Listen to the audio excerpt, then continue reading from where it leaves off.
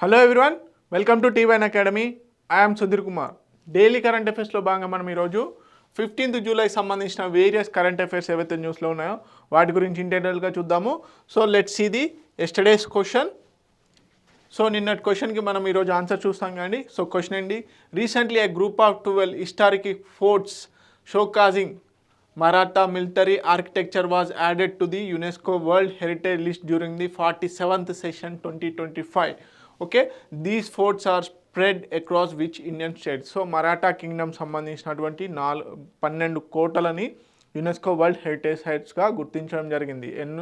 దీంతో మొత్తం 44 చేరింది యునెస్కో వరల్డ్ హెరిటేజ్ సైట్స్ ఇండియాలో. సో ఆ ఫోర్ట్స్ ఎక్కడెక్కడ విస్తరించి ఉన్నాయి, ఆ కోటలు ఎక్కడెక్కడ ఉన్నాయి అని అడుగుతున్నాడు. Option A Maharashtra and Goa, option B Maharashtra and Karnataka, option C Maharashtra and Tamil Nadu, option D Maharashtra and Gujarat. చాలామంది మహారాష్ట్ర అండ్ గోవా అనుకుంటారు కానీ కాదండి. Option C is the correct answer, Maharashtra and Tamil Nadu. Okay, తమిళనాడులో కూడా ఛత్రపతి శివాజీకి సంబంధించినటువంటి కోటలు ఉండడం జరిగింది. వాటికి యునెస్కో వరల్డ్ హెరిటేజ్ సైట్స్గా గుర్తింపు రావడం జరిగింది. Okay, let's see the today question. ఈ క్వశ్చన్కి మీరు కామెంట్ రూపంలో ఈరోజు కామెంట్ సెక్షన్లో ఆన్సర్ అనేది తెలియజేయండి. ఓకే, సో క్వశ్చన్ ఏంటి? Which Indian government body is organising the international conference on reclaiming India's knowledge legacy through manuscript heritage in September 2025 అంటున్నాడు. ఓకే, మనుస్క్రిప్ట్ హెరిటేజ్ పైన కాన్ఫరెన్స్ అనేది, గ్లోబల్ కాన్ఫరెన్స్ అనేది జరుగుతుంది. అది ఏ ఆర్గనైజేషన్ చేస్తుంది అని అడుగుతున్నాడు. Option A ministry of education, option B ministry of home affairs, option C ministry of culture, option D ministry of external affairs. దీనికి సంబంధించిన ఆన్సర్ మీరు కామెంట్ సెక్షన్లో కామెంట్ రూపకంగా తెలియజేయండి. Okay, let's see the topics. ఈరోజు టాపిక్స్ కనుక చూసుకున్నట్లయితే see Angel న్యూస్లో ఉండడం జరిగింది. అసలు ఈ సీ ఏంజల్ అంటే ఏంటి, ఎందుకు న్యూస్లో ఉందనేది చూద్దాము. తర్వాత జరావా ట్రైబ్ అనే న్యూస్లో ఉండడం జరిగింది. ఓకే, నెక్స్ట్ ఎక్సర్సైజ్ తలిస్మాన్ సబ్రే న్యూస్లో ఉండడం జరిగింది. India's first digital nomad village launch అనేది ఉంది. ఓకే, చూద్దాం డిజిటల్ నోమాడ్ విలేజ్గా ఏది రికగ్నైజ్ అయిందనేది చూద్దాము. Next world youth skills day అనేది న్యూస్లో ఉంది. నెక్స్ట్ వచ్చేసి ప్రాజెక్ట్ జన్మన్ శక్తి అనే న్యూస్లో ఉండడం జరిగింది. M5 అనేది ఒక సెమీ కండక్టర్ ప్రాసెసింగ్ కంపెనీ, ఎందుకు న్యూస్లో ఉందనేది చూద్దాము. నెక్స్ట్ వచ్చేసి 35% reservation in government jobs for women A state ఇస్తుంది ఏంటి అనేది చూద్దాము. నెక్స్ట్ న్యూ బటర్ఫ్లై స్పీసీస్ న్యూస్లో ఉండడం జరిగింది.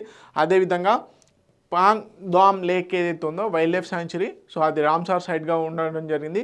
సో అది న్యూస్లో ఉంది, ఎందుకు ఉందనేది చూద్దాము. Next Wimbledon championship. Okay, let's see in detail. Okay, topic కనుక చూసుకున్నట్లయితే ఫస్ట్ టాపిక్ వచ్చేసి సీ ఏంజల్. మనకి యునైటెడ్ స్టేట్స్కి సంబంధించినటువంటి యాంచ్ అంటే ఒక సేలింగ్ విజిల్ మనం మామూలుగా చూస్తూ ఉంటాం. మన ఇండియన్ కోస్ట్ గార్డ్కి సంబంధించిన సిబ్బంది కానీ లేకపోతే మన ఇండియన్ నావీకి సంబంధించిన సిబ్బంది సేలింగ్ అనేది చేయడం జరుగుతుంది. సో అదేవిధంగా ఈ సీ ఏంజల్ ఏదైతే ఉందో ఇది కూడా ఒక సేలింగ్ విజిల్ అన్నమాట. ఓకే, సో ఈ సేలింగ్ విజిల్ అండమాన్ నికోబార్ దగ్గర బ్రేక్ డౌన్ అవ్వడం జరిగింది. ఓకే, మనకి ఇందిరా పాయింట్ ఏదైతే ఉందో ఇండియాకి లాస్ట్ టిప్ ఏదైతే ఉందో ఈ ఇందిరా పాయింట్కి 52 మైల్స్ నాటికల్ మైల్స్ దగ్గర బ్రేక్ అవ్వడం జరిగింది అనమాట. బ్రేక్ డౌన్ ఖరాబ్ అవ్వడం జరిగింది. సో దాన్ని రెస్క్యూ చేసి మన ఇండియన్ కోస్ట్ గార్డ్ వాళ్ళు రెస్క్యూ చేయడం జరిగిందనమాట, కాపాడడం జరిగింది అందులో ఉన్నటువంటి ఎవరైతే సిబ్బంది ఉంటారో. సో అందుకని చెప్పేసి ఇప్పుడు యునైటెడ్ స్టేట్స్కి సంబంధించినటువంటి యాచ్ ఏదైతే సీ ఏంజల్ అనేది న్యూస్లో ఉండడం జరిగింది. సో చూద్దాం. Okay, Indian coast guard carried out a rescue operation for the US sailing vessel Sea Angel. So 52 nautical miles దూరంలో మేజర్గా ఇందిరా పాయింట్కి దూరంగా ఈ షిప్ అనేది బ్రేక్ డౌన్ అవ్వడం జరిగింది, ఈ విజిల్ అనేది. సో ఇండియన్ కోస్ట్ గార్డ్కి సంబంధించినటువంటి ICG ship Rajveer, okay, ICG ship Rajveer ఏదైతే ఉందో దీన్ని డిప్లాయ్ చేసి అందులో ఉన్నటువంటి ఆ సీ ఏంజల్లో ఉన్నటువంటి సిబ్బందిని కాపాడడం జరిగింది. ఓకే, ఇదన్నమాట. నెక్స్ట్ కనుక చూసుకున్నట్లయితే మనకి జవారా ట్రైబ్, ఓకే, జార్వా ట్రైబ్ అనేది న్యూస్లో ఉండడం జరిగింది. సో ఎందుకు అంటే 2027లో నిర్వహించబోయేటువంటి పాపులేషన్ సెన్సస్కి సంబంధించినటువంటి దాంట్లో ఈ జార్వా ట్రైబ్ని కూడా బేసిక్గా ఇంక్లూడ్ చేయాలి అని చెప్పేసి క్యాబినెట్ డిసైడ్ చేయడం జరిగింది. 2027లో నిర్వహించబోయేటువంటి జనగణనలో భాగంగా ఈ జార్వా ట్రైబ్ ఏదైతే ఉందో దీన్ని కూడా లెక్కించాలి అని చెప్పేసి చెప్పడం జరిగింది. సో ఈ జార్వా ట్రైబ్ గురించి తెలుసుకోవాలి. అండమాన్ అండ్ నికోబార్లో నివసిస్తున్నారు. సో బేసిక్గా వీరు నొమాడిక్, అంటే ఒక ప్లేస్ నుంచి ఇంకో ప్లేస్కి 40 to 50 members group of people relocate అవుతూ ఉంటారన్నమాట. సో వీరికి సంబంధించిన జనగణన అనేది కూడా చేయాలి 2027లో అని చెప్పేసి డిసైడ్ చేయడం జరిగింది. Okay, let's see. బేసిక్గా Andaman Nicobar islands including the Jarawas. So మొత్తం అండమాన్ అండ్ నికోబార్లో ఉన్నటువంటి 6 ఇండిజినస్ ట్రైబ్స్ ఏవైతే ఉన్నాయో ఈ 6 ఇండిజినస్ ట్రైబ్స్ని 2027లో లెక్కించాలనుకుంటున్నారు. దాంట్లో జార్వా గ్రూప్ కూడా ఉండడం జరిగింది. అతి పురాతనమైన ఇండియన్ సబ్ కాంటినెంట్లో అతి పురాతనమైనటువంటి వేటగాళ్ళకు చెందినటువంటి జాతి ఏదైనా ఉందంటే అది జార్వా ట్రైబ్ అన్నమాట. Okay, world's oldest surviving hunter gather tribes అన్నమాట. ఓకే, వీరు బేసిక్గా వీరి యొక్క ప్రధాన వృత్తి hunting. So middle and south Andaman ఐలాండ్స్లో వీరి యొక్క లొకేషన్స్ అనేటివి ఉండడం జరిగింది. సో వీరు ప్రధానంగా ఫారెస్ట్గా అండ్ మెరైన్ ఎకోసిస్టమ్ మీద ప్రధానంగా ఆధారపడి ఉండడం జరుగుతుంది. Isolation from the out cider since 1990s. Okay, 1990s వరకు కూడా అప్ టు 1990s వరకు వీళ్ళు ఏంటంటే ఐసోలేషన్లో ఉండేవారు. తర్వాత కొద్దిగా ఏదైతే మన ఆధునిక ప్రజలతోని కలవడం జరుగుతుంది. ఓకే, సో అదేవిధంగా పిఎం జన్మన్ ఏదైతే ఉందో దీంట్లో భాగంగా పర్టికులర్లీ వల్నరబుల్ ట్రైబల్ గ్రూప్స్ ఏవైతే ఉన్నాయో వాటికి ప్రభుత్వానికి సంబంధించిన వేరియస్ స్కీమ్స్ని ప్రాపర్గా అందించాలని చెప్పేసి అనుకున్నారు కదా. అప్పుడు ఆ పిఎం జాన్మన్ ప్రకారం 191 ఇండివిజువల్స్ ఉన్నట్టుగా అండమాన్ అండ్ నికోబార్ ఐలాండ్స్లో ఉన్నట్టుగా గుర్తించడం జరిగింది. సో వీరికి సంబంధించి ఇప్పుడు అఫీషియల్గా పాపులేషన్ సెన్సస్లో కూడా యాడ్ చేయబోతున్నారు వీటిని. ఓకే, సో తెలుగు మీడియం అభ్యర్థులు ఎవరైతే ఉన్నారో please note it down. Next exercise Talisman Sabre 2005 నుంచి ఇది ఒక బైలాటరల్ ఎక్సర్సైజ్. ఓకే, బైలాటరల్ అంటే ఇరు దేశాల మధ్య ఉన్నటువంటి exercise. So army related exercise. Okay, army మరి ఏ కంట్రీస్కి మధ్యలో జరుగుతుంది అంటే US, United states of America, అదేవిధంగా ఆస్ట్రేలియాల మధ్యలో 2005 నుంచి ఈ బైలాటరల్ ఎక్సర్సైజ్ అనేది బైనియల్గా అంటే ప్రతి 2 సంవత్సరాలకు ఒకసారి ఈ ఎక్సర్సైజ్ అనేది నిర్వహించబోతున్నారు. ఈసారి ఈ ఎక్సర్సైజ్లో ఇండియా అంటే తర్వాత వేరియస్ కంట్రీస్ కూడా ఈ ఎక్సర్సైజ్లో పార్టిసిపేట్ చేయడం స్టార్ట్ చేశాయి. 2005లో మాత్రం బైలాటరల్ ఎక్సర్సైజ్గా స్టార్ట్ అయినటువంటి ఈ ఎక్సర్సైజు తదనంతరం వేరియస్ మల్టీలాటరల్ ఎక్సర్సైజ్గా స్టార్ట్ అవ్వడం జరిగింది. ఇప్పుడు ఇండియా కూడా ఫస్ట్ టైం, ఎందుకు ఇంపార్టెంట్ అంటే ఫస్ట్ టైం ఇండియా ఈ ఎక్సర్సైజ్ తలిస్మాన్ సబ్రే ఎక్సర్సైజ్లో బేసిక్గా పాల్గొనడం జరుగుతుంది. ఫస్ట్ టైం అన్నమాట 2025లో. అందుకని చెప్పేసి ఇంపార్టెంట్. దాదాపుగా 30,000 పైగా ట్రూప్స్ ఎవరైతే ఆర్మీ పర్సనల్స్ ఉంటారో ఈ ఎక్సర్సైజ్లో పాల్గొనడం జరుగుతుంది. ఆయా దేశాలు, ఓకే, జపాన్, సౌత్ కొరియా ఇంకా ఇతరత్ర కంట్రీస్ నుంచి పార్టిసిపేట్ చేయడం జరుగుతుంది. Okay, biennial joint military exercise between the Australia and US started 2005లో స్టార్ట్ అవ్వడం జరిగింది. Interoperability, combat readiness and regional security, especially Indo Pacific region ఏదైతే ఉందో ఆ ఇండో పసిఫిక్ రీజియన్లో ఎక్కువగా సెక్యూరిటీ అనేది రీజనల్ సెక్యూరిటీని పెంపొందించాలి అని చెప్పేసి ఈ ఎక్సర్సైజ్ అనేది కండక్ట్ చేయడం జరుగుతుంది.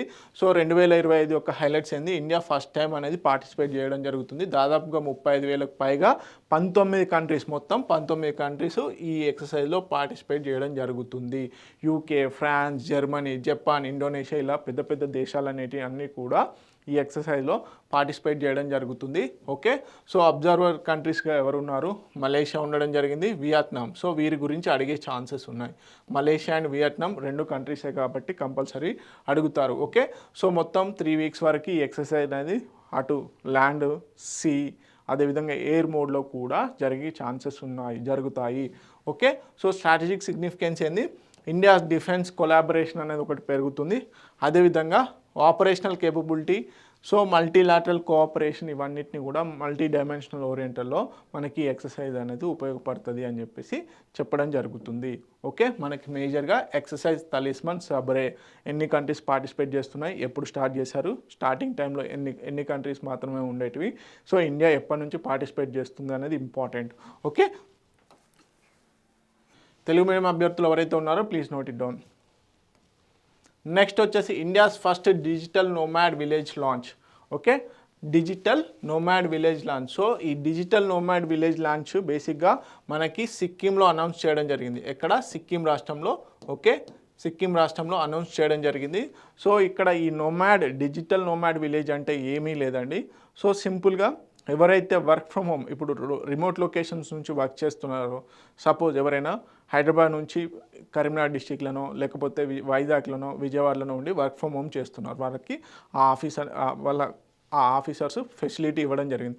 సో వాళ్ళు ఏంటి, కొంచెం స్ట్రెస్ రిలీఫ్కో ఇంకేదైనా ఉద్దేశంతో వేరే లొకేషన్కి వెళ్ళి వర్క్ చేయాలనుకుంటున్నారు. లైక్ హిమాలయన్ స్టేట్సే ఉన్నాయి. సో హిమాలయన్ స్టేట్స్కి వెళ్ళి అక్కడ వర్క్ చేయాలి అంటే ఫస్ట్ వచ్చేసి కనెక్టివిటీ. ఓకే, ఇంటర్నెట్ కనెక్టివిటీ అనేది మేజర్ ఇష్యూ. అదేవిధంగా information communication technology related background. So ఇవి రెండు కూడా వైఫై, మొబైల్ డేటా ఇవన్నీ కూడా చాలా ఇబ్బంది. ఏది ఎస్పెషల్లీ ఏది మనకి సిక్కిం అంటే హిమాలయన్ స్టేట్స్లలో. సో ఇప్పుడు ఏంటంటే ఆ విలేజెస్ ఏవైతే రిమోట్ లొకేషన్స్లో ఉన్నటువంటి విలేజెస్ ఏవైతే ఉన్నాయో సిక్కిం లేకపోతే ఈ హిమాలయన్ స్టేట్స్లలో ఎక్కడైతే ఉందో ఆ విలేజెస్కి ఈ కనెక్టివిటీ అంటే బేసిక్గా మనకి మొబైల్ కనెక్టివిటీ, వైఫై, అదేవిధంగా ఇతరత్ర information communication technology related connectivity అనేది పెంపొందించి వాళ్ళకి హిమాలయన్ స్టేట్స్లలో ఎవరైతే ఇప్పుడు వర్క్ ఫ్రమ్ హోమ్ చేస్తున్నారో వాళ్ళు ఒకవేళ అక్కడికి వెళ్ళి వర్క్ చేయాలనుకునే ఫెసిలిటీని ప్రొవైడ్ చేయడమే డిజిటల్ నోమాడ్ విలేజ్ యొక్క మేజర్ ఇంపార్టెంట్ అనమాట. సో దీంట్లో భాగంగా సిక్కిం వచ్చేసి నోమాడ్ విలేజ్ ప్రోగ్రామ్ని తీసుకురావడం జరిగింది. సో సింపుల్గా ఒక్కటే అండి, గుర్తుపెట్టుకోవాల్సింది ఏంటంటే ఇక్కడ ఎవరైతే వర్క్ ఫ్రమ్ హోమ్ చేస్తున్నారో వారికి ఒకవేళ హిమాలయన్ స్టేట్స్కి వెళ్ళి వర్క్ చేయాలి అనుకుంటే వాళ్ళకి అక్కడ ఉన్నటువంటి ఏదైతే ఇన్ఫ్రాస్ట్రక్చర్ ఉందో దాన్ని ఇంప్రూవ్ చేసి ఒక విలేజ్ని డెవలప్ చేయడం జరిగింది. ఓకే, చూద్దాం దాని గురించి. సో విలేజ్ పేరు ఏంటండి? Yakten village. Okay, Yakten village Pakyong district వాళ్ళు ఫస్ట్ నోమాడ్ విలేజ్గా డిజిటల్ నోమాడ్ విలేజ్గా డిక్లేర్ చేయడం జరిగింది. ఓకే, దీనికి సంబంధించినటువంటి dual internet lines, village wide wifi, అదేవిధంగా పవర్ బ్యాకప్స్ ఇవన్నీ కూడా చేయడం జరుగుతుంది. అదేవిధంగా upgrading water supply via Jal Jeevan mission. So బేసిక్గా ఎందుకు నోమాడ్ సిక్కిం అనే ప్రోగ్రాంలో భాగంగా ఈ నోమాడ్ విలేజ్ని డెవలప్ చేయడం జరిగింది, డిజిటల్ నోమాడ్ విలేజ్. సో ఎవరైనా స్ట్రెస్ రిలీఫ్ కోసం వెళ్ళాలి అనుకుంటే వెళ్ళి అక్కడ నుంచి వర్క్ చేసుకోవచ్చు. Okay, supports remote work from Himalayan home stays. So బేసిక్గా ఇది ఎందుకు పాపులర్ అంటే అటు స్ట్రెస్ రిలీఫ్కి ఎవరైతే రెగ్యులర్ వర్క్ చేస్తారో వాళ్ళకి అండ్ ఆ స్టేట్స్కి ఇన్కమ్ అనేది జనరేట్ అవ్వడం జరుగుతుంది. సో ఇప్పుడు నేను ఇక్కడ కొంచెం స్ట్రెస్ రిలీఫ్ అవ్వాలనుకుంటాను, నేను వెళ్ళి అక్కడికి వెళ్ళి వర్క్ చేసుకున్నట్లయితే రిమోట్ లొకేషన్ నుంచి అలాంటి స్టేట్స్లలో కొంచెం ఆక్సిజన్ సప్లై కానీ కొంచెం కూల్ వెదర్ ఉండడం వల్ల నాకు కొంచెం స్ట్రెస్ రిలీఫ్ అవుతుంది.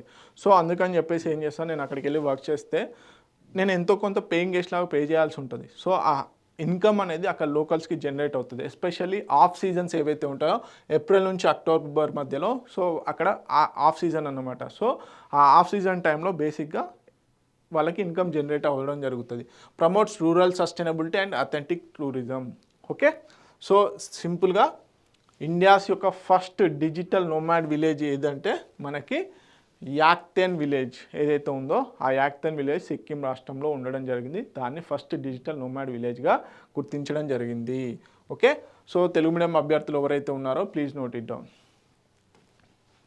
Next world youth skill day. So July 15 every year కూడా వరల్డ్ యూత్ స్కిల్స్ డేగా సెలబ్రేట్ చేసుకోవడం జరుగుతుంది.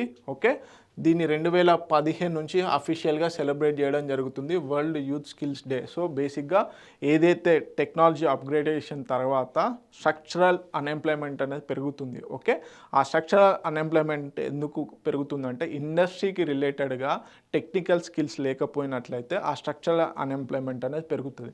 సో బేసిక్గా అవేర్నెస్ క్రియేట్ చేయాలి, అప్గ్రేడేషన్, రీస్కిల్లింగ్, అప్స్కిల్లింగ్ అనే ప్రాసెస్ చేయాలి యూత్లో అని చెప్పేసి. సో ఎప్పటికీ కూడా ఆ స్ట్రక్చరల్ అన్ఎంప్లాయ్మెంట్ రాకూడదు, యూత్కి స్కిల్లింగ్ అనేది చాలా ఇంపార్టెంట్, అవేర్నెస్ చేయడం కోసం అని చెప్పేసి July 15 every year world youth skills డేగా సెలబ్రేట్ చేయడం జరుగుతుంది.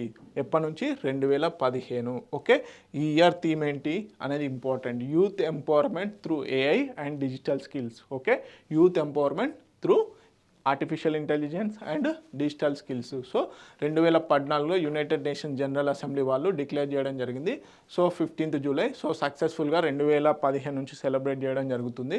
2025 జూలై 15 వచ్చేసి మొత్తంగా 10th. ఓకే అన్నమాట. ఓకే, నెక్స్ట్ వచ్చేసి ప్రాజెక్ట్ జన్మన్ శక్తి. ఓకే, ప్రాజెక్ట్ జన్మన్ శక్తి. సో బేసిక్గా మనకి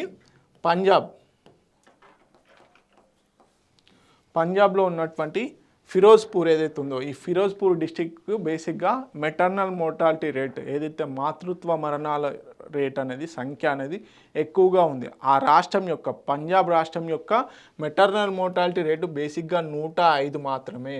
కాకపోతే ఈ ఫిరోజ్పూర్లో మాత్రం దాదాపుగా 410, ఓకే 410 వరకు 400+ వరకు ఉండడం జరిగింది మెటర్నల్ మోర్టాలిటీ రేట్. సో దీన్ని తగ్గించడం కోసం అని చెప్పేసి ప్రాజెక్ట్ జన్మన్ శక్తి ఏదైతే ఉందో దాన్ని తీసుకురావడం జరిగింది. సో సింపుల్గా అడుగుతాడు, ఇటీవల కాలంలో ప్రాజెక్ట్ జన్మన్ శక్తి న్యూస్లో ఉండడం జరిగింది, వార్తల్లో ఉంది, అది దేనికి సంబంధించింది అని క్వశ్చన్ వేస్తే మాతృత్వ మరణాలు ఎస్పెషల్గా ఫిరోజ్పూర్ డిస్టిక్ ఏదైతే ఉందో పంజాబ్లో ఉన్నటువంటి ఫిరోజ్పూర్ డిస్టిక్లో మెడికల్ ఫెసిలిటీస్ని ఇంప్రూవ్ చేసి అక్కడ మాతృత్వ మరణాలను తగ్గించాలి అని చెప్పేసి బేసిక్గా టార్గెట్ పెట్టుకోవడం జరిగింది. అదేవిధంగా మనకి మెటర్నల్ మోర్టాలిటీ రేట్ మాతృత్వ మరణాల సంఖ్య అనేది ఏ విధంగా లెక్కిస్తారంటే ప్రతి 1,00,000 జననాలకి ఎంతమంది అయితే మాతృలు అంటే అమ్మలు చనిపోతారో, లేడీస్ చనిపోతారో, వారి జన్మనిచ్చినటువంటి లేడీస్ ఎవరైతే చనిపోతారో వారి సంఖ్యను లెక్కించడానే మాతృత్వ మరణాలు అంటారు. ఓకే, 1,00,000 జననాలకి ఎంతమంది మదర్స్ చనిపోతున్నారో తెలిపేదే మెటర్నల్ మోర్టాలిటీ రేట్, మాతృత్వ మరణాల సంఖ్య. ఓకే, సో బేసిక్గా 28 రోజులలోపు ప్రెగ్నెన్సీ అండ్ ప్రెగ్నెన్సీ రిలేటెడ్ వల్ల చనిపోయినట్లయితే, అంటే ప్రెగ్నెన్సీ తర్వాత 28 రోజులు లేకపోతే గర్భం దాల్చిన తర్వాత, అంటే డెలివరీ అయినాక 28 రోజులు గర్భం దాల్చిన తర్వాత ఏదైతే చనిపోతారో వాళ్ళని మెటర్నల్ మోర్టాలిటీ రేట్గా గుర్తించడం జరుగుతుంది. ఓకే, యుఎస్ బేస్డ్ ఆర్గనైజేషన్ అనేటువంటి ఒక ఆర్గనైజేషన్ ద్వారా దీనికి సంబంధించి phase 2 ఇంటర్వెన్షన్ అనేది చేయబోతున్నారు. లెట్స్ సీ ఆర్గనైజేషన్ ఏంటి అనేది చెప్పాలి. ఓకే, బేసిక్గా 105 ఇది పంజాబ్కి సంబంధించినటువంటి యావరేజ్ MMR ఎంత ఉంది, 105 ఉంది. కానీ ఫిరోజ్పూర్లో ఇది మాత్రం 440 ఉంది. సో ఇది ఒక రకంగా చాలా ఇబ్బందికరము. Okay, following 238 in 2023-24. సో సడన్గా పెరగడం జరిగింది. సో దీంట్లో భాగంగా సెకండ్ ఫేజ్ అనేది తీసుకురావడం జరుగుతుంది. సో యుఎస్ బేస్డ్ ఆర్గనైజేషన్ అనేటువంటి John Hopkins programme for international education in gynaecology and ఆబ్స్టిక్స్లో వీరు ఎవరైతే ఉన్నారో ఈ ఆర్గనైజేషన్ ద్వారా ఇక్కడ MMRని మెటర్నల్ మోర్టాలిటీ రేట్ని తగ్గించాలని తీసుకురావడం జరిగింది. ఓకే, సో తెలుగు మీడియం అభ్యర్థులు ఎవరైతే ఉన్నారో please note it down. Next M5 ఇది ఒక కంపెనీ. సో ఈ కంపెనీ ఏం చేసిందంటే ఫస్ట్ టైం ఇండియాలో ఈ SSD కార్డ్స్ని డెవలప్ చేయడం జరిగింది. ఓకే, ఫస్ట్ స్టోరేజ్ సొల్యూషన్ బ్రాండ్గా రూపొందించడం జరిగింది. M5 becomes the India's first home grown enterprise. Okay, first home grown enterprise SSD కార్డ్స్ని తీసుకురావడం జరిగింది. Manufacturer boosting the digital sovereignty. So మనకి ఒకప్పుడు కంప్యూటర్స్లో హార్డ్ డిస్క్ అనేది ఉంది. సో హార్డ్ డిస్క్ను రీప్లేస్ చేస్తూ SSD కార్డ్స్ అనేది ఇప్పుడు అప్గ్రేడేషన్ అనమాట. సో ఆ అప్గ్రేడేషన్ చేసినటువంటి SSD కార్డ్స్ని మనం బేసిక్గా ఇంపోర్ట్ చేసుకునే వాళ్ళం. సో ఇండియాలో ఫస్ట్ టైం ఈ M5 కంపెనీ ఏదైతే ఉందో ఆ M5 అనే కంపెనీ బేసిక్గా ఇప్పుడు ఇండియాలోనే SSD కార్డ్స్ని ఫస్ట్ టైం తయారు చేస్తున్నటువంటి కంపెనీగా రికార్డ్ సృష్టించడం జరిగింది. ఓకే, చూద్దాం వాట్ ఈజ్ SSD కార్డ్ అనేది. ఓకే, M5 సెమీకండక్టర్స్ అనే company India's first Indian brand to design manufacture enterprise SSD. Okay, supporting India's make in India digital make in India ఏదైతే programme ఉందో దానికి ఊతాన్ని చేకూరుస్తుంది. అదేవిధంగా సాలిడ్ స్టేట్ డ్రైవ్ అంటారు. Okay, మనకి SSD కార్డ్స్ని solid state డ్రైవ్గా పేర్కొనడం జరుగుతుంది. ఇవి బేసిక్గా హార్డ్ డిస్క్ ప్లేస్లో వీటిని రీప్లేస్ చేయడం జరుగుతుంది. మనందరికీ తెలుసు చాలా అప్గ్రేడేషన్ ఎంత అంటే సిస్టమ్ యొక్క అంటే కంప్యూటర్ యొక్క పర్ఫార్మెన్స్ అనేది ఎఫిషియన్సీ అనేది దీనివల్ల పెరుగుతుంది. ఓకే, సో బేసిక్గా makes faster and more reliable and more durable then the hard disk కంటే చాలా ఇంపార్టెన్సీ అనమాట. సో ఇప్పుడు ప్రజెంట్గా అప్గ్రేడేషన్ ప్రాసెస్లో చాలామంది హార్డ్ డిస్క్ని తీసేసి SSD కార్డ్స్ని ఇన్స్టాల్ చేసుకోవడం జరుగుతుంది. ఓకే, తెలుగు మీడియం అభ్యర్థులు please note it down. Next వచ్చేసి Bihar cabinet announces domicile policy for 35% reservation in government jobs for women. So బేసిక్గా 2016లోనే 35% రిజర్వేషన్ అనేది ఇవ్వడం జరిగింది. ఎవరికి? ఉమెన్కి, బీహార్లో. కాకపోతే ఇప్పుడు ఏం చేంజెస్ చేశారంటే డొమిసైల్, ఓకే, ఎవరైతే బీహార్లో ఉన్న వాళ్ళు ఉన్నారో వాళ్ళకి మాత్రమే అప్లికేబుల్ అయ్యేలాగా, అంటే అప్లికేబుల్ అయ్యేలాగా దీన్ని తీసుకురావడం జరిగింది. 2016లో already 35% reservation in all government jobs అని బీహార్ గవర్నమెంట్ చెప్పడం జరిగింది ఉమెన్స్కి. కాకపోతే ఆయా రాష్ట్రాలకు సంబంధించిన వేరియస్ రాష్ట్రాలకు సంబంధించిన వాళ్ళు కూడా ఈ 35% రిజర్వేషన్ కోటాలో జాబ్స్ అనేది పొందడం జరిగింది. అయితే ఎవరైతే నిజంగా బీహార్లో పుట్టి పెరిగారో, బీహార్ వాసి అవుతారో వారికి ఈ 35% రిజర్వేషన్ అప్లికేబుల్ అవుతుందని చెప్పడం జరిగింది. ఓకే, క్యాబినెట్ ఆమోదించడం జరిగింది. ఓకే, అంతకుముందు women's for other states applying Bihar government jobs will be treated as general category candidates. అంతకుముందు మాత్రం ఏంటి అంటే బేసిక్గా దీంట్లో ఉమెన్ రిజర్వేషన్ కేటగిరీలో పోస్టులు అనేవి రావడం జరిగింది. కానీ ఇప్పుడు ఏం చేశారు అంటే 35% రిజర్వేషన్ అనేది కేవలం బీహార్ వాసులకు మాత్రమే చేయడం జరిగింది. అదేవిధంగా బీహార్ యూత్ కమిషన్ని కూడా ఎస్టాబ్లిష్ చేయబోతుంది. The cabinet also approved the constitution of the Bihar youth commission to make the youth of the state self Reliance skilled. అదేవిధంగా అప్గ్రేడేషన్ చేయాలి అని చెప్పేసి బీహార్ యూత్ కమిషన్ మనం చూస్తాం. Okay, women and child welfare commission, BC welfare commission, ఈ విధంగా. అదేవిధంగా Bihar youth commission అని ఒక బాడీని ఎస్టాబ్లిష్ చేయబోతుంది.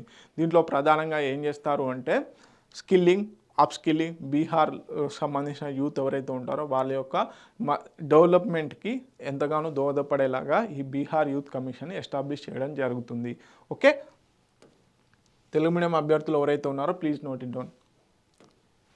నెక్స్ట్, వెస్టర్న్ ఘాట్స్లో కేరళలో ఉన్నటువంటి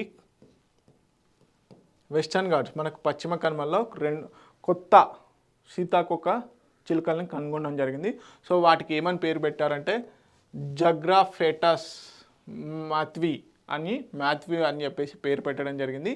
సో సింపుల్గా క్వశ్చన్ ఏమడుగుతాడు, జోగ్రాఫేటస్ మాథ్వి అనే సీతాకోక చిలుకని ఇటీవల కాలంలో ఎక్కడ కనుగొన్నారు అంటే వెస్టర్న్ ఘాట్స్లో. లేకపోతే వెస్టర్న్ ఘాట్స్లో కనుగొన్నటువంటి కొత్త సీతాకోక చిలుక పేరు ఏంటంటే జగ్రాఫోటస్ మాథ్వి. ఓకే, ఎందుకు ఆ పేరు పెట్టారు ఏంటి అనేది చూద్దాము. ఓకే, జగ్రాఫోటస్ మాథ్వి is the newly described skipper butterfly, belongs to the family of Hesperiidae అనే ఒక ఫ్యామిలీకి సంబంధించింది. సో బేసిక్గా లో ఎలివేషన్ ఫారెస్ట్ ఆఫ్ కేరళలో ఇది కనుగొనడం జరిగింది. సో ప్రసిద్ధిగాంచినటువంటి జార్జ్ మాథ్యూ ఎవరైతే ఉన్నారో వీరు కేరళ ఫారెస్ట్ రీసెర్చ్ ఇన్స్టిట్యూట్లో ఎటమాలజీ డివిజన్లో హెడ్గా పనిచేయడం జరిగింది. కేరళ ఫారెస్ట్ రీసెర్చ్ ఇన్స్టిట్యూట్లో వీరు హెడ్గా పనిచేయడం జరిగింది. దేనికి? ఎంటమాలజీకి. ఓకే, సో జార్జ్ మాథ్యూ గారిని స్మరించుకుంటూ ఈ సీతాకోక చిలుకకి ఇప్పుడు కొత్తగా పేరు పెట్టడం జరిగింది. ఓకే, తెలుగు మీడియం అభ్యర్థులు please note it down. Next, Pong Dam lake wildlife sanctuary. So Himachal ప్రదేశ్లో ఉండడం జరిగింది. చాలా ఇంపార్టెంట్. సో మనకి ఎందుకు న్యూస్లో ఉంది అంటే ఇక్కడ బఫెలో గ్రేజింగ్ కానీ పశువులను మేపడం వల్ల ఆ వైల్డ్ లైఫ్ సాంచురీకి, అదేవిధంగా రామ్సార్ సైట్ ఇది ఒక వెట్లాండ్ లాగా పనిచేయడం జరుగుతుంది ఈ లేక్. సో బేసిక్గా చిత్తడి నేలలాగా ఉండడం వల్ల అక్కడ పశువుల మేతకు కూడా ఎంతగానో అనువుగా ఉంటుంది. అయితే రామ్సార్ సైట్స్ అదేవిధంగా వైల్డ్ లైఫ్ సాంచురీ ప్రకారం ఏంటంటే ఆ వైల్డ్ లైఫ్ సాంచురీ రూల్స్ ప్రకారము అక్కడ గ్రేజింగ్ కానీ అంటే పశువుల యొక్క మేపడం కానీ ఇలాంటివి చేయకూడదు. సో దాన్ని వైలేట్ చేస్తున్నారు అని చెప్పేసి చాలా పెద్ద ఎత్తున ఇష్యూ జరుగుతుంది. అందుకని చెప్పేసి ఇలాంటి ఇష్యూ బేస్డ్గా ఉన్నటువంటి జాగ్రఫీ పాయింట్ ఆఫ్ వ్యూలో అదేవిధంగా రామ్సార్ సైట్ పాయింట్ ఆఫ్ వ్యూలో ఉన్నటువంటి కరెంట్ అఫైర్స్ చదవడం చాలా ఉత్తమం. సో ఖచ్చితంగా అడిగే ఛాన్స్ ఉంది. పాంగ్దామ్ లేక్ ఎక్కడ ఉంది అంటే మనకి పాంగ్దామ్ లేక్ ఎక్కడ ఉన్నా, Pong Dam lake wildlife sanctuary, Pong Dam lake Ramsar site ఎక్కడ ఉంది అంటే హిమాచల్ ప్రదేశ్. ఓకే, సో దీనికి సంబంధించిన హైలైట్స్ చూద్దాం. ఇక్కడ బేసిక్గా కాంగ్రా డిస్టిక్ హిమాచల్ ప్రదేశ్లో ఉండడం జరిగింది. దీన్ని బియాస్ రివర్ ఏదైతే ఉందో బియాస్ రివర్ పైన పాంగ్దామ్ డ్యామ్ ఏదైతే ఉందో పాంగ్ డ్యామ్ అనేది దాన్ని కన్స్ట్రక్ట్ చేయడం జరిగింది 1975లో. సో దాని ద్వారా ఈ పాంగ్దామ్ లేక్ అనేది ఏర్పడింది. Okay, largest earth fill dam in India. ఈ పాంగ్డామ్ ఏదైతే ఉందో ఆ Pong Dam largest earth fill dam in India. Okay, declared Ramsar site in 2002.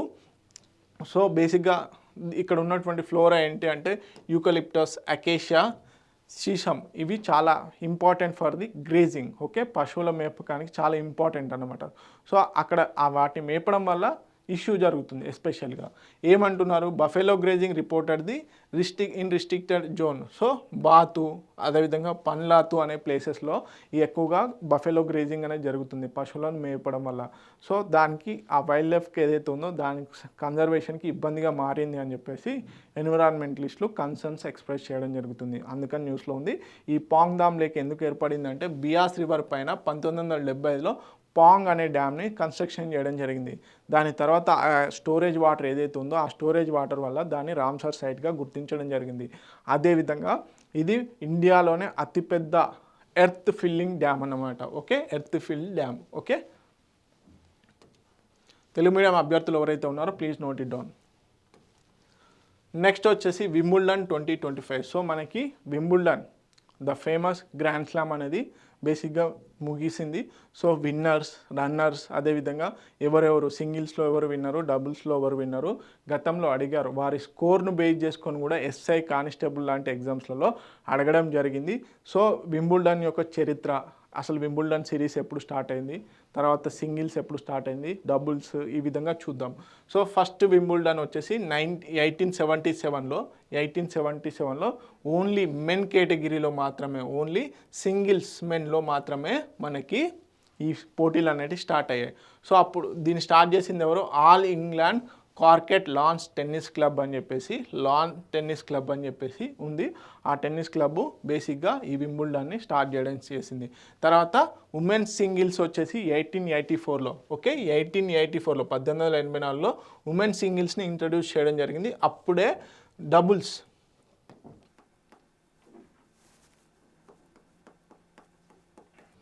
Men's డబుల్స్ని కూడా స్టార్ట్ చేయడం జరిగింది. ఓన్లీ ఫస్ట్ స్టార్ట్ అయినప్పుడు సింగిల్స్ మాత్రమే మెన్ కేటగిరీలో ఉండేది. తర్వాత మనకి ఎప్పుడు 1884లో వచ్చేసి ఉమెన్ సింగిల్స్ కూడా ఇంట్రడ్యూస్ చేయడం జరిగింది. అదే సంవత్సరం కూడా మెన్స్ డబుల్స్ని స్టార్ట్ చేశారు. తర్వాత మిక్స్డ్ డబుల్స్ తీసుకొచ్చారు. మిక్స్డ్ డబుల్స్లో వచ్చేసి 1913లో అదేవిధంగా ఉమెన్స్కి సంబంధించిన డబుల్స్ని కూడా 1913లో తీసుకురావడం జరిగింది. సో 1899లో దీని యొక్క పేరు, ఈ క్లబ్ ఏదైతే ఉందో all England cricket and lawn tennis club ఏదైతే ఉందో దాని పేరు మార్చడం జరిగింది. ఏ విధంగా, all England lawn tennis and cricket క్లబ్గా మార్చడం జరిగింది. సో తర్వాత వరుసగా ఇవి వింబుల్డన్ ఏదైతే ఉందో ఆ గ్రాండ్ స్లామ్ని కండక్ట్ చేయడం జరుగుతుంది. చాలా ఫేమస్ అండి. ఓకే, సో ఇప్పుడు 2015లో ఈ ఈవెంట్కి సంబంధించి ఏదైతే ఉందో ఈ ఈవెంట్కి సంబంధించినటువంటి విన్నర్స్ అండ్ రన్నర్స్ని కూడా చూద్దాం. ఓకే, సో మెన్స్ సింగిల్స్లో వచ్చేసి జానిక్ సిన్నర్ గారు. ఓకే, మనకి మెన్స్ సింగిల్స్లో వచ్చేసి జానిక్ సిన్నర్ గారు గెలవడం జరిగింది. రన్నరప్గా కార్లస్ అల్కరాజ్ గారు రన్నరప్గా ఉండడం జరిగింది. 4-6, 6-4, 6-4, 6-4తోని గెలవడం జరిగింది. అంటే ఫస్ట్ సెట్లో అల్కరాజ్ గెలిచారు, తర్వాత వరుసగా 3 సెట్లు మాత్రం జానిక్ సిన్నర్ గెలవడం జరిగింది. ఓకే, ఉమెన్స్ సింగిల్స్ వచ్చేసి ఈగా స్వైతిక్, ఓకే, ఈగా స్వైతిక్ గారు గెలవడం జరిగింది. తర్వాత రన్నరప్ వచ్చేసి Amanda Anisimova, okay, Anisimova. So 6-0, 6-0తోని కేవలం 2 సెట్లలోనే గెలవడం జరిగింది. ఎవరు, ఈగా స్వైతిక్ గారు. నెక్స్ట్ వచ్చేసి మెన్స్ డబుల్ వచ్చేసి జూలియన్ క్యాష్, అదేవిధంగా Lloyd Glasspool, so Rinky Hijikata and డీ పెల్తోని పోటీ పడడంతో బేసిక్గా ఇక్కడ రన్నరప్గా ఉండడం జరిగింది. వీరు గెలవడం జరిగింది. ఓకే, జూలియన్ క్యాష్ గారు, అదేవిధంగా లాయిడ్ గ్లాస్పూల్ గారు. ఓకే, సో 6-7-6తోని గెలిచేశారు. నెక్స్ట్ వచ్చేసి ఉమెన్స్ డబుల్స్ వచ్చేసి, ఉమెన్స్ డబుల్స్ కనుక చూసుకున్నట్లయితే వరోనికా కుబెర్ మెటోవా గారు బేసిక్గా విన్నర్ అవ్వడం జరిగింది ఉమెన్స్ డబుల్స్లో. వీరి యొక్క జత ఎవరు అంటే ఎలిసి మెట్రన్స్ గారు. సో ఇదే విభాగంలో మనకి డబుల్స్లో రన్నరప్ ఎవరు, ఉమెన్స్ డబుల్ రన్నరప్ ఎవరు అంటే జెలినా ఓస్టా పెంకో, అదేవిధంగా సువి హెసి. ఓకే, 3-6, 6-2, 6-4తోని గెలవడం జరిగింది. ఓకే, మిక్స్డ్ డబుల్స్ కనుక చూసుకున్నట్లయితే మనకి శాండర్ వెర్బిక్ అండ్ క్యాట్రీనా గారు, అదేవిధంగా లూయిసా స్టెఫరీ, వీరు వచ్చేసి రన్నరప్గా ఉండడం జరిగింది. 7-6, 7-6 కేవలం 2 సెట్లలోనే వీరు విన్నర్గా గెలవడం జరిగింది. Okay, so winners and runners చాలా ఇంపార్టెంట్ అండ్ స్కోర్స్ ఆల్సో చాలా ఇంపార్టెంట్. ఓకే, ఇవన్నీ ఇంపార్టెంట్ కరెంట్ అఫైర్స్. మరిన్ని ఇంపార్టెంట్ కరెంట్ అఫైర్స్ కోసం T1 అకాడమీ యూట్యూబ్ ఛానల్ని ఫాలో అవ్వండి. అదేవిధంగా T1 అకాడమీ టెలిగ్రామ్ ఛానల్లో మేము ఎప్పటికప్పుడు ఇన్ఫర్మేషన్ అనేది ప్రొవైడ్ చేయడం జరుగుతుంది. Please join in that channel also. Thank you so much.